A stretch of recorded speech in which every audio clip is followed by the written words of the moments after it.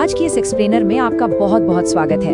आज हम एक ऐसे विषय की गहराई में जा रहे हैं जिस पर आजकल हर जगह चर्चा हो रही है। हम बात कर रहे हैं नीट परीक्षा विवाद और उसके बीच भारत के शिक्षा मंत्री धर्मेंद्र प्रधान के उस अप्रत्याशित इस्तीफे की। अब ये कोई आम घटना तो बिल्कुल नहीं है। तो आज हम उपलब्ध सोर्स मटेरियल और डेटा को बेस बनाकर इस पूरी सिचुएशन का बिल्कुल ऑब्जेक्टिव और निष्पक्ष विश्लेषण करेंगे। हम ये समझने की कोशिश करेंगे कि क्या ये वाकई जवाबदेही यानी अकाउंटेबिलिटी का प्रतीक है या फिर महज एक पॉलिटिकल डैमेज कंट्रोल। तो चलिए शुरू करते हैं। सतह पर जो ये पूरा पॉलिटिकल ड्रामा दिख रहा है, आज हम उससे थोड़ा नीचे जाएंगे और ठोस सिस्टमैटिक डेटा को डिकोड करेंगे।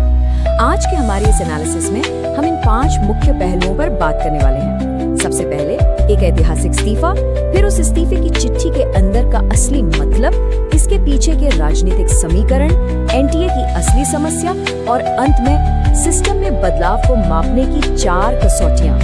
तो सबसे पहले बात करते हैं इस पूरे वाकये के स्केल की। आखिर ये इस्तीफा इतना ऐतिहासिक क्यों है? जरा इस नंबर 12 पर गौर कीजिए। सोर्स डेटा एक बहुत ही दिलचस्प बात पॉइंट आउट करता है।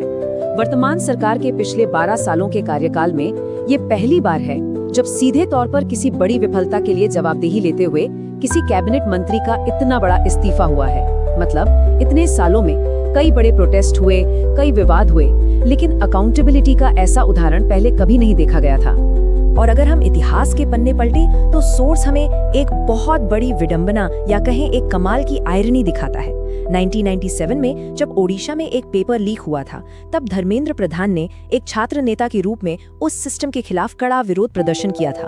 और आज 2024 में बिल्कुल उसी पेपर लीक की समस्या के कारण उन्हें मंत्री पद से इस्तीफा देना पड़ा। मतलब जिस मुद्दे से उनका राजनीतिक सफर शुरू हुआ था, उसी मुद्दे ने आज उनसे ये कुर्सी छीन ली। है ना हैरान करने वाली बात? अब आते हैं हमारे विश्लेषण की दूसरी लेयर पर। ये समझना बहुत जरूरी है कि उस इस्तीफे की चिट्ठी में आखिर लिखा क्या गया था और उसका असल टोन क्या था। सोर्स इस बात पर ध्यान खींचता है कि ये चिट्ठी काफी दिलचस्प तरीके से ड्राफ्ट की गई है। मतलब अपनी मूल विफलता या पेपर लीक की सीधी जिम्मेदारी लेने के बजाय इस लेटर की शुरुआत खुद की उपलब्धियों से होती है।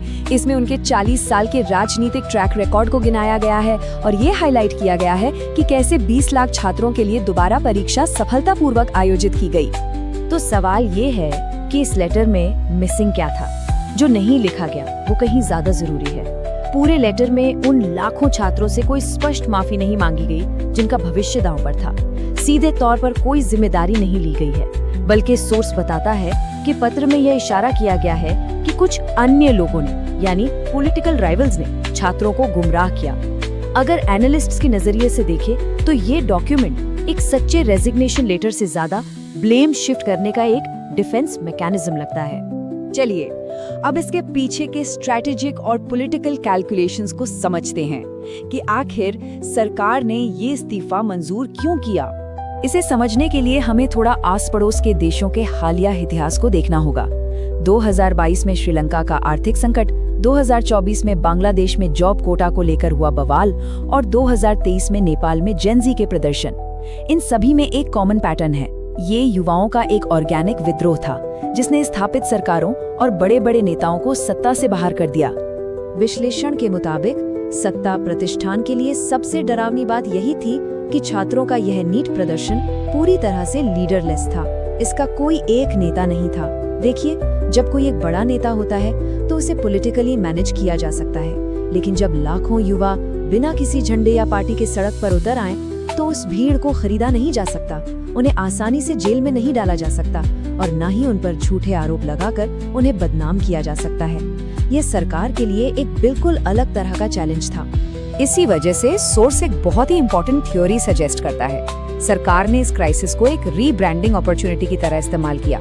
पुरानी धारणा ये थी कि सरकार दबाव में झुकती नहीं है और विरोध प्रदर्शनों को इग्नोर करती है, लेकिन अब आधी रात को इंस्टाग्राम पर युवाओं से आउटरीच किया जा रहा है, उनकी बात सुनी जा रही है और उनकी मांगों के आगे थोड़ा झुका भी जा रहा है। मकसद साफ है, आने वाले समय के युवा वोटरों के सामने खुद को एक सुनने वाले नेता के रूप में पेश करना।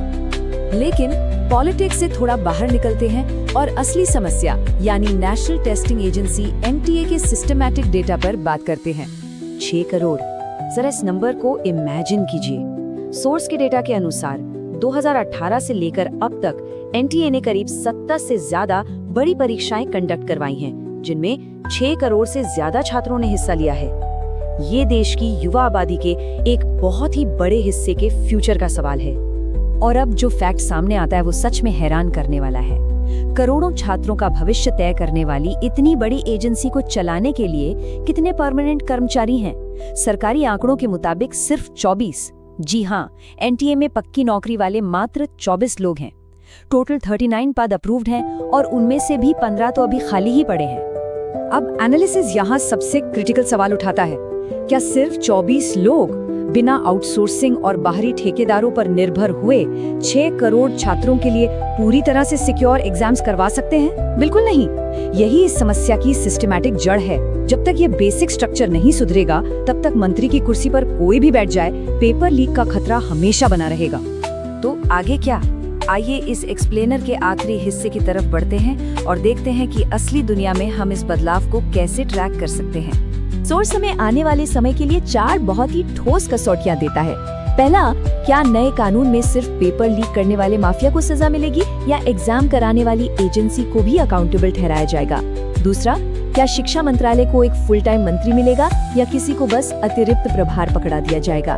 तीसरा, क्या अगले 3 महीनों में एनटीए में सचमुच नई परमानेंट हायरिंग होगी या सिर्फ कुछ अधिकारियों के ट्रांसफर करके मामले को शांत कर दिया जाएगा?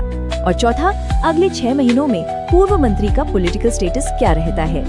ये चौथा पॉइंट सच्ची जवाबदेही वर्सेस पॉलिटिकल ट्रांसफर का सबसे बड़ा टेस्ट है। सोर्स बहुत ही क्लियर डिस्टिंक्शन देता है कि अगर पूर्व मंत्री अगले 6 महीनों में किसी दूसरे शक्तिशाली मंत्रालय या बड़े पद पर फिर से दिखाई देते हैं, तो बॉस, इसका सीधा मतलब है कि ये छात्रों के प्रति कोई सच्ची जवाबदेही नहीं थी।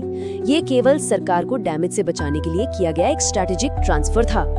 और इसी आखिरी विचार के साथ हम आज का ये एक्सप्लेनर खत्म करते हैं। आपको क्या लगता है, क्या ये सच्ची जवाबदेही है या महज एक राजनीतिक तबादला? आने वाले महीनों में हमें इन डेटा पॉइंट्स पर पैनी नजर बनाए रखनी होगी। सिस्टमैटिक रियलिटीज पर सवाल उठाते रहना बहुत जरूरी है। आज के इस एक्सप्लेनर में हमारे साथ जुड़ने के लिए आपका बहुत बहुत शुक्रिया।